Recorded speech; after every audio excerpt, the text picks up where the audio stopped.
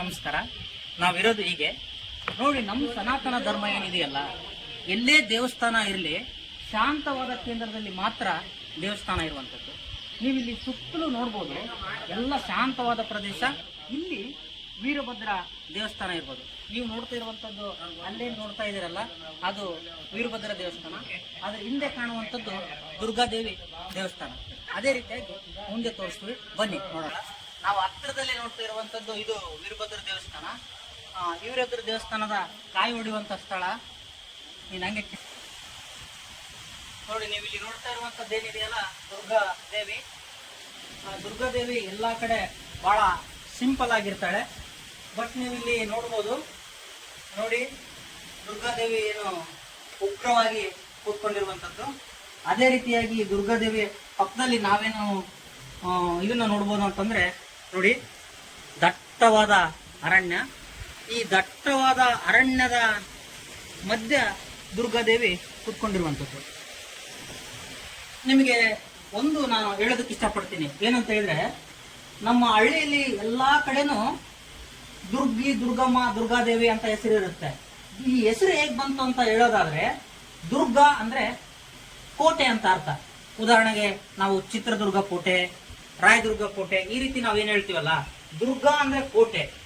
ಕೋಟೆ ಒಳಗಿರುವಂತ ಒಂದು ದೇವಿಯನ್ನು ದುರ್ಗಾದೇವಿ, ಅದು ಆಡು ಭಾಷೆಯಲ್ಲಿ ದುರ್ಗಮ್ಮ ಆಗಿರುವಂತದ್ದು.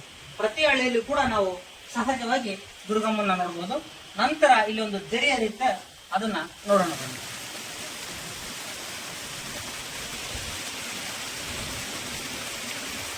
ನೋಡಿ, ಈ ಜರಿ ಏನಿದೆಯಲ್ಲ ಬಹಳ ವರ್ಷಗಳಿಂದ ಹರಿಯುವಂಥದ್ದು. ನೀರಿಗೆ ಇರುವಂತ ಶಕ್ತಿ ಏನಂತ ಹೇಳಿದ್ರೆ, ಇಷ್ಟು ದಟ್ಟವಾದ ಒಂದು ಬೆಟ್ಟವನ್ನು ಕೊರೆದು ಈ ಜರಿ ಬರ್ತಾ ಇರುವಂಥದ್ದು. ನೀವೀಗ ಇಲ್ಲಿ ವೀಕ್ಷಣೆ ಮಾಡ್ಬೋದು. ಇದೆಲ್ಲ ಯಾವ ರೀತಿ ನಿರ್ಮಾಣ ಆಗಿದೆ ಅಂತ ಹೇಳಿದ್ರೆ, ಬಹುಶಃ ಶತಮಾನಗಳಿಂದ ಇಲ್ಲಿ ನೀರು ಅಡಿದು ನೀರಿನ ಕೊರೆತದಿಂದ ಇದೆಲ್ಲ ಆಗಿರುವಂಥದ್ದು. ನೋಡಿ, ಒಮ್ಮೆ ಪ್ರಕೃತಿಯ ವಿಸ್ಮಯ ಯಾವ ರೀತಿ ಇದೆ, ಒಮ್ಮೆ ಸೂಕ್ಷ್ಮವಾಗಿ ನೀವು ಇದನ್ನ ಗಮನಿಸಿ.